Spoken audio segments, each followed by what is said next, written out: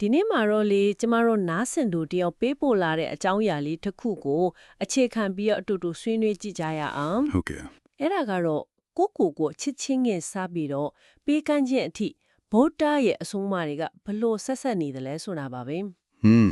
ဒါကတော်တော်လေးစိတ်ဝင်စားဖို့ကောင်းတဲ့ခေါင်းစဉ်တစ်ခုပဲ ဟုတ်တယ်နော်ဘာလို့လဲဆိုတော့နင်းစင်ဘဝမှာကိုတန်တရားဝင်တာတွေတခြားတွေနဲ့ဆက်ဆက်ရဲ့အဆင်မပြေတာမျိုးတွေကြုံရတဲ့အခါဒါကအဖြစ်တစ်ခုဖြစ်နိုင်မလားလို့ပေါ့ ဆိုတော့ဒီအကြောင်းအရာရဲ့အဓိကအနှစ်သာရကတကယ်တော့ရိုးရှင်းပါတယ်အပြင်ကိုမကြည့်ခင်အရင်ဆုံးအတွင်းကိုကြည့်ဖို့ပဲ အတွင်းကိုရင်ကြည့်ဖို့ ဟုတ်တယ်ဗုဒ္ဓရဲ့အဆုံးအမမှာလည်းကိုယ်မှမရှိတဲ့အရာကိုသူများကိုပေးလို့မရဘူးဆိုလိုတာကကိုမေတ္တာတရားနဲ့မပြေဝဘဲနဲ့တခြားသူတွေကိုစစ်မှန်တဲ့မေတ္တာပေးဖို့ဆိုတာမဖြစ်နိုင်ဘူးလေခွက်အလွတ်တလုံးကနေရေးထားပေးလို့မရတယ်လို့ပေါ့ အော်အဲ့ဒီခွက်အလစ်ဆိုတဲ့ဥပမာကတော်တော်ထိမိတယ်နော်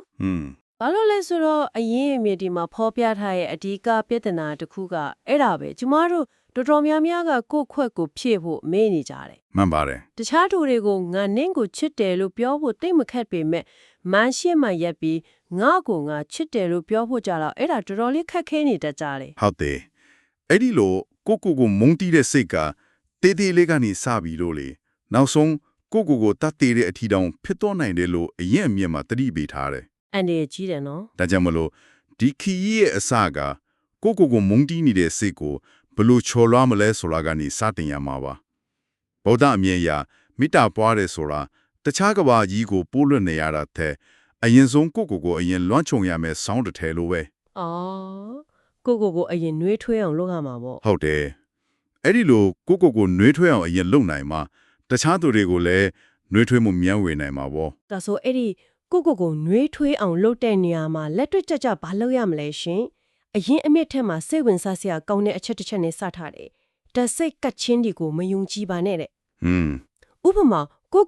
ုငါကဒေါသကြီးတဲ့သူပဲငါကပြင်းတဲ့သူပဲဆိုပြီးကိုနှစ်ဖူးပေါ်ကိုယ်တိုင်စာတန်းတွေလိုက်ကတ်ထားတယ်လို့မျိုးပေါ့ အဲ့ဒီအချက်ကအယံအရေးကြီးပါတယ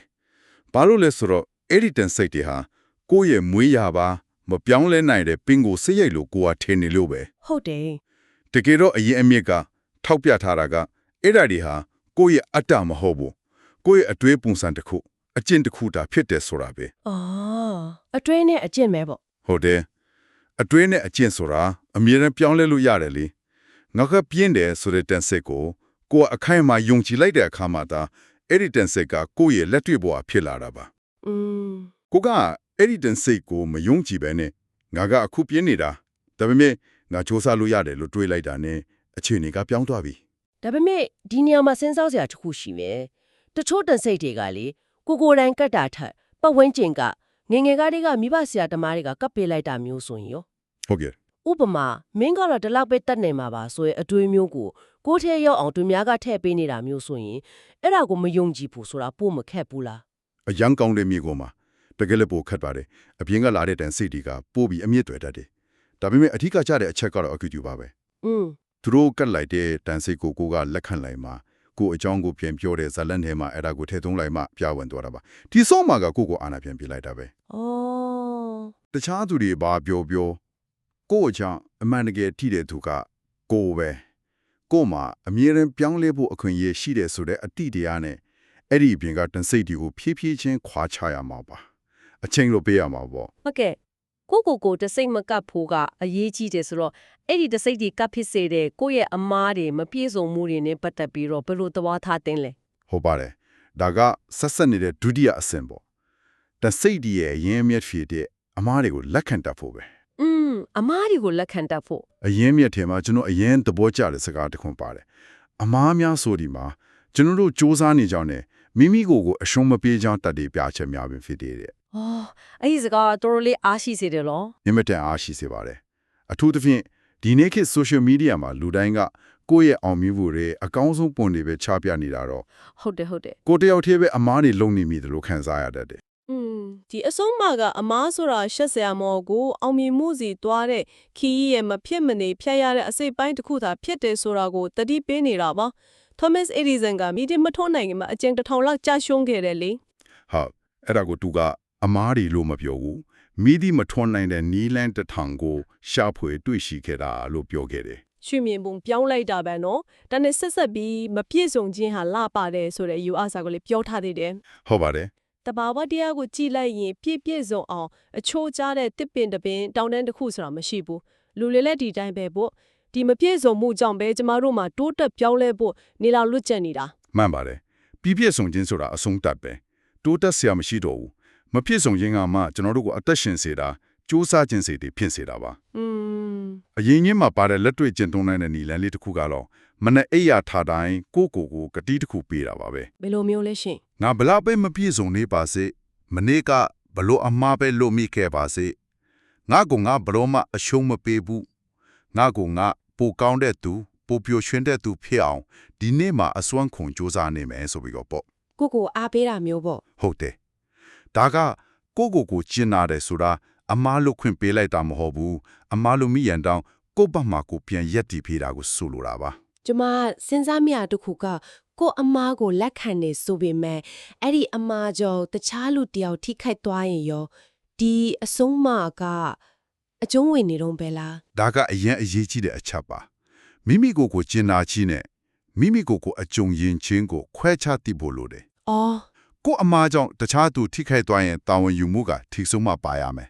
ဟုတ်တယ်ငါမားသွားတယ်ငါအမားတော့ငါတောင်းပန်တယ်နောက်မဖြောင်းငါကြိုးစားမယ်ဆိုရကပထမအဆင့်ပါပြီးမှဒီအမားလုံးမိတဲ့အတွက်ငါဟာလူညံ့တယောက်မဟုတ်ဘူးငါဟာသင်ယူနေစေလူသားတယောက်ပဲဆိုပြီးကိုပြန်လဲနေသိရမှာပါ ရှင်းသွားပါပြီကိုယ့်ရဲ့မိပြီးဆုံးမှုတွေကိုလက်ခံတက်လာခြင်းကကိုယ်တိုင်အတွက်စိတ်သက်သာရာရစေတယ်လို့ဒါကတခြားသူတွေရဲ့မိပြီးဆုံးမှုတွေကိုမြင်တဲ့အမြင်ကိုလည်းပြောင်းလဲစေမှာပဲနော် ဟုတ်ပါတယ်အဲ့ဒီနှစ်ခုကတစ်ခုနဲ့တစ်ခုတက်ရိုက်ဆက်ဆက်နေတယ်ကိုပြပြလုံးရမယ်လို့စံနှုံးတင်းကြပ်တက်မဲ့ထားတဲ့သူကတခြားသူတွေကိုလည်းအဲ့ဒီစံနှုံးနဲ့ပဲတိုက်တာပြီးဖိရှာတော့ပါတယ် အော်ဟုတ်တယ် အရင်အမြင်မှာပြောထားတာကတခြားသူတယောက်ကိုနှိမ့်ချဖို့ဝေဖန်လိုက်တဲ့အခါတိုင်းကိုယ်စိတ်ထဲမှာငါကသူတို့ချက်ပိုးတော့တယ်ဆိုရင်မာနတစ်ခုတီဆောင်းလိုက်တာပဲဒါပေမဲ့အဲ့ဒီစံနှုံးကလက်တွေ့မကြတဲ့အတွက်ကိုယ်တိုင်အဲ့ဒီစံနှုံးတိုင်းမနေနိုင်တဲ့အခါကိုပြန်ပြီးမုန်းတိရရော တခြားသူကိုလက်ညှိုးတစ်ချောင်းထိုးရင်ကိုယ့်ဘက်ကိုလက်ညှိုးသုံးချောင်းပြန်လဲတယ်ဆိုရယ်မြန်မာစကားပုံနဲ့တူတာပဲ အတူတူပါပဲဓမ္မဘောရအမတ်90မှာလာတဲ့ဗုဒ္ဓအဆုံးအမကိုလည်းအရင်အမြင့်မှာကိုကားထားတယ် ဟုတ်ကဲ့ အလေပြောရင်သူများတွေဘာလုပ်တယ်ဘာအပြစ်ရှိတယ်ဆိုတာကိုခေါင်းထဲထည့်မနေနဲ့ကိုအလုပ်ကိုလုပ်ပြီးတာတွေနဲ့လုပ်ဖို့ကြံတာတွေကိုပဲအာယုစိုက်ပါလို့ဆိုလိုတာပါ ဒါပေမဲ့ဒီနေရာမှာလေခုနကလိုမေဟိုမျိုးထမေးခြင်းတယ်ကိုနဲ့ရင်းကြီးတဲ့သူတွေကိုချက်တဲ့သူတွေအမားလုံနေတာကိုတွေ့ရင်မျက်စိမိတ်နေရမှာလား ဟုတ် ဒါငါအလုံးမဟုတ်ဘူးဆိုပြီးလက်လူရှုထားရမှာလားအဲ့ဒါကဂရုမဆိုင်တာနဲ့တူမနေဘူးလား လုံးဝမတူပါဘူးဒီနေရာမှာဗုဒ္ဓကနီလန်းရဲ့အရေးကြီးပုံကိုအမြဲတမ်းအလေးပေးပါတယ်ပြဿနာကအမားကိုထောက်ပြတာမဟုတ်ဘူးဘယ်လိုပုံစံနဲ့ထောက်ပြတယ်လဲဆိုတာကအဓိကပဲ အော်နီလန်ကအရေးကြီးတာပေါ့ ဟုတ်တယ်အရင်အမြစ်မှာအကျိုးရှိတဲ့နီလန်းတွေကိုခွဲပြထားတယ်တိတ်ဒေါသနဲ့အကြမ်းဖက်မှုကိုလုံးဝရှောင်ရမယ် ကိုစိတ်တင်းငိမ်မှစကားစပြောရမယ်ပေါ့ ဟုတ်တယ်နှစ်ကလူကြားထဲမှာမပြောဘဲနှစ်ယောက်တည်းတီးတဲ့နေရာမှာပြောရမယ် ဒါကသူ့ရဲ့တစ်ခါကိုလီစာရယောဂါကောနော် မှန်ပါတယ်သုံးကသူလုံးလိုက်တဲ့အမားကပါလေအဲ့ဒီအမားကြောင့်ဘလို့အကျိုးအဆက်တွေဖြစ်လာနိုင်လဲဆိုတာကိုရှင်းလင်းပြောပြရမယ်လူကိုမတိုက်ခိုက်ပဲအပြုတ်မှုကိုပဲပြောရမယ် ဟုတ်ကဲ့နင်ကအသုံးမချဘူးလို့ပြောတာနဲ့မင်းဒီလိုလောက်လိုက်ကဒီလိုပြဿနာတွေဖြစ်စေတယ်လို့ပြောတာကအများကြီးကွာတာပေါ့ အများကြီးกว่าပါတယ်နောက်ဆုံးတစ်ချက်ကတော့သူတို့ရဲ့ကောင်းကွက်တွေကိုအရင်ချီးကျူးအတိမတ်ပြုပေးရမယ်ဆိုတဲ့အချက်ပဲ အဲ့ဒါကစိတ်ပညာအရာလေမှန်တယ်နော် ဟုတ်တယ်လူတယောက်ကိုဝေဖန်တော့မယ်ဆိုရင်သူတို့ရဲ့အားနည်းချက်ကိုပဲတန်းပြောလိုက်ရင်သူတို့ရဲ့စိတ်ကခုတ်ခန်းကာကွယ်ဖို့အလိုလိုပြင်ဆင်လိုက်တယ် ဟုတ်တယ် ဒါပေမဲ့သူတို့ရဲ့အားသားချက်တစ်ခုခုကိုအရင်အတိမတ်ပြုချီးကျူးလိုက်တဲ့အခါအော်ဒီလူကငါ့ကိုတိုက်ခိုက်နေတာမဟုတ်ဘူးငါ့ကိုကောင်းစေခြင်းလို့ပြောနေတာဆိုတဲ့အတိဝင်သွားပြီးကိုပြောမယ့်စကားကိုပိုပြီးလက်ခံနိုင်စွမ်းရှိသွားပါတယ် ကောင်းပြီအခုဆိုရင်ကို့အတွင်းစိတ်ကိုပြုပြင်တာကနေတခြားသူတွေနဲ့ဆက်ဆံရေးကိုပြုပြင်တာအထိရောက်လာပြီဒီလိုကိုရောသူတစ်ပါးကိုပါကျင်နာတတ်တဲ့စိတ်တွေတကယ်ရှိလာပြီဆိုရင်အဲ့ဒီစိတ်ကအပြုတ်မှုအနေနဲ့ဘလို့ထွက်ပေါ်လာမလဲလာတဲ့အခါ အဲ့ဒီမေတ္တာတရားတွေကအပြင်ကိုအလိုလိုလျမ်းကြလာပါတယ်အဲ့ဒီလိုလျမ်းကြလာတာကိုပေးကမ်းခြင်းလို့ခေါ်တာပါ အော် အရင်မြက်ကထောက်ပြတာကလူအများစုကပစ္စည်းဥစ္စာတွေစုဆောင်းခြင်းကပျော်ရွှင်မှုကိုပေးတယ်လို့မာယွန်းစာထင်မိနေကြတယ်တကယ်တော့ပေးကမ်းခြင်းကမှတကယ်ရည်ရှိတည်တတ်တဲ့ပျော်ရွှင်မှုကိုပေးနိုင်တာပါ ဒါကနည်းနည်းတော့လက်ခံရခက်နိုင်တယ်ကိုပိုက်ဆံကိုပစ္စည်းရော့တော်လာကဘယ်လိုလို့ပြောစရာဖြစ်နိုင်မှာလဲလို့တွေးမိနိုင်တယ်လေ အဲ့ဒီမှာပဲစိတ်ဝင်စားစရာကောင်းတာကရုဏာဆိုတာတခြားသူတယောက်ဒုက္ခရောက်နေတာကိုမြင်တဲ့အခါအဲ့ဒီဒုက္ခကိုသက်သာစေခြင်းနဲ့စိတ်လို့ဆိုပါတယ် အဲ့ဒီစိတ်နဲ့ဆာလောင်နေတဲ့သူကိုအစားတောက်ပေးကမ်းလိုက်တဲ့ဆိုပါစို့ပေးလိုက်တဲ့ကိုယ်စီမှာတော့အဲ့ဒီအဖြစ်အပျက်ကိုပြန်တွေးလိုက်တိုင်းခံစားရတဲ့ကြည်နူးမှုပီတိဆိုတဲ့စိတ်ပိုင်းဆိုင်ရာပျော်ရွှင်မှုကိုရတယ် အော်အဲ့ဒီပီတိဆိုတဲ့ခံစားချက်ကပိတ်ဆို့နေဝယ်လို့မရဘူးကော ဟုတ်တယ်တစ်သက်လုံးဒီတရားနိုင်တယ်ပေးကမ်းခြင်းကတကယ်တော့ပမာဏထက်စေတနာဆိုတာကိုဒီအချက်ကတတိပေးနေတယ်လို့ပါပဲ အဲ့ရက်မြစ်မှာပေးကမ်းတဲ့သူရနိုင်တဲ့အကျိုးကျေးဇူး၅မျိုးကိုလည်းပြောထားတယ်နော် ဟုတ်ကဲ့ ပထမနှစ်ခုကလူမှုရေးနဲ့ဆိုင်တယ်လူများကချစ်ခင်တဲ့မယ်ပြီးတော့လူကောင်းသူကောင်းတွေကကိုယ်စီချင်းကပ်လာမယ်တဲ့ နမတယ်အဲ့ဒါက social capital လို့ခေါ်တဲ့အကျိုးကျေးဇူးတွေပေါ့ရေရောတဲ့သူပေးကမ်းတတ်တဲ့သူကိုလူတွေကအလိုလိုခင်မင်ကြတယ် ပြီးတော့လောကတဘာဝအရာအရေးသွေးတူတဲ့သူတွေကအတူတူစူးစီးတတ်ကြတာလေကိုကပေးကမ်းတဲ့သူဖြစ်ရင်ကိုလိုပဲစိတ်ထားကောင်းတဲ့မိတ်ကောင်းဆွေကောင်းတွေကကိုစီကိုတန်လိုက်လို့ဆွဲငင်လာပါလိမ့်မယ် နောက်ထပ်အကျိုးကျေးဇူးနှစ်ခုကတော့ကိုယ့်ရဲ့ကိုယ်နဲ့တွင်းနဲ့ကိုယ့်ရဲ့ကိုယ်တွင်းနဲ့ပို့ဆိုင်သွားပြီ ဟုတ်ပါတယ်ဒီချက်ကပို့ပြီးအတွင်းကြကြအကျိုးတရားမှုရှိတယ်လူတွေကကိုယ်လောက်ချမ်းသာတယ်ဆိုတာထက်ကိုယ်ဘလောက်ကျင်နာတတ်တဲ့ရက်ရောတယ်ဆိုတာကိုပဲတကယ်တမ်းမှတ်ရကြတာပါ ဟုတ်တယ်နော် ပေးကမ်းခြင်းဆိုတဲ့အပြုမှုကိုအချင်းချင်းလှုပ်ချမ်းအားဖြင့်ကိုယ့်ရဲ့ကိုယ်ယူကိုယ်တွေကလည်းနာဟာပေးကမ်းတတ်တဲ့သူကျင်နာတတ်တဲ့သူဆိုတဲ့အတိနဲ့ပို့ပြီးခိုင်မာလာပါတယ် ကိုယ့်ကိုယ်တန်ဖိုးထားမှုကိုပြန်တိဆောက်ပေးတာပေါ့ ဟုတ်တယ်အဲ့ဒါ feedback loop တစ်ခုလိုပဲ နောက်ဆုံးပိန်းစမအကျိုးကျေးဇူးကတော့နည်းနည်းလေးပို့ပြီးနည်းနည်းတယ်ကုသူများစွာရပြီးကောမွန်တဲ့ဘဝကိုရောက်ရှိနိုင်တယ်ဆိုတာမျိုးပေါ့ ဒါကတော့ဗုဒ္ဓဘာသာရဲ့ကံတရားအမြင်နဲ့တိုက်ရိုက်တက်ဆိုင်နေပါတယ်ဒါပေမဲ့ဒီချက်ကိုဘာသာရေးအမြင်မှာပါပဲလက်ရှိဘဝအကျော်ပဲကြည့်မယ်ဆိုရင်တောင်ကိုကပေးကမ်းစွန့်ချက်ခြင်းအပြင်ကိုပတ်ဝန်းကျင်ကိုပိုကောင်းတဲ့နေရာတစ်ခုဖြစ်အောင်လုပ်ပေးလိုက်တာပဲလေ အင်း ပိုကောင်းတဲ့ပတ်ဝန်းကျင်ကကိုယ့်ဘိုးကိုလည်းအကောင်းဘက်ကနေပြန်ပြီးအကျိုးတရားမှုရှိစေမှာပါပဲကိုစိုက်တဲ့အပင်ရဲ့အရေးကိုပြန်ခိုးရအောင်မျိုးပေါ့အဲ့ဒီအခါမှာတခြားသူတွေရဲ့အဖြစ်တွေကိုအာယုံမစိုက်တော့ပဲသူတို့ကိုပါကျင်နာတဲ့စိတ်တွေမွေးနိုင်လာတယ်အဲ့ဒီကျင်နာစိတ်တွေကပေးကမ်းခြင်းဆိုတဲ့လက်တွေ့အပြုမှုအဖြစ်ပြောင်းလဲသွားတယ် ပေးကမ်းခြင်းကနေရတဲ့ပီတိနဲ့ပျော်ရွှင်မှုကငါဟာတန်ဖိုးရှိတဲ့သူတစ်ယောက်ပါလားဆိုတဲ့ကိုတန်ဖိုးထားမှုကိုပြန်လဲခိုင်မာစေတယ်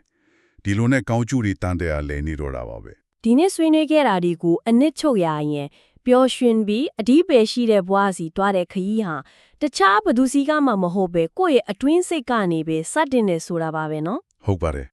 ကိုမေတ္တာထားခြင်းဆိုတဲ့မျိုးစေ့လေးကိုစိုက်ပြိုမပြည့်စုံမှုတွေကိုလက်ခံခြင်းဆိုတဲ့ရေလောင်းပေါင်းတင်ပြီးနောက်ဆုံးမှာပေးကင်းစွန့်ကြဲခြင်းဆိုတဲ့လက်ပတ်တဲ့အတီးပွင့်ဒီပွင့်လန်းလာတဲ့ဆိုတဲ့အချက်ပါပဲ နာစင်သူတွေဆက်ပြီးတွေးတိုးဆင်ခြင်နိုင်ဖို့မိခွန်းသူကိုထားခဲ့ခြင်းပါတယ်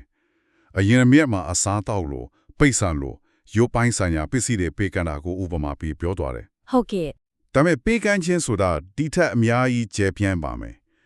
ဒီလိုကျွန်တော်တို့ရဲ့နေ့စဉ်ဘဝမှာရုပ်ဝတ္ထုမဟုတ်တဲ့အရာတွေဖြစ်တဲ့ကိုယ့်ရဲ့အချင်းကိုပေးကမ်းခြင်းတစုံတယောက်ရဲ့စကားကိုစိတ်ရှည်လက်ချီနဲ့အာယုံဆိုင်နားထောင်ပေးခြင်းဒါမှမဟုတ်ကိုယ်နဲ့သဘောထားမတိုက်ဆိုင်တဲ့သူတယောက်ကိုတန်တရားအကျိုးခံစားခွင့်ပေးပြီးသူတို့ရဲ့အမြင်ကိုနားလည်ပေးဖို့စ조사ကြည့်ခြင်းတို့မှာဒီပေးကမ်းခြင်းရဲ့နေရာမတွေကိုဘလို့ကျင့်သုံးနိုင်မလဲဆိုတာကိုစဉ်းစားကြည့်စေခြင်းပါတယ် ဟုတ်တယ်နော် အဖို့တန်ဆုံးပေးကမ်းခြင်းတွေဟာပိဿံပေးစရာမလိုတဲ့အရာတွေဖြစ်နေတာလို့ပါပဲ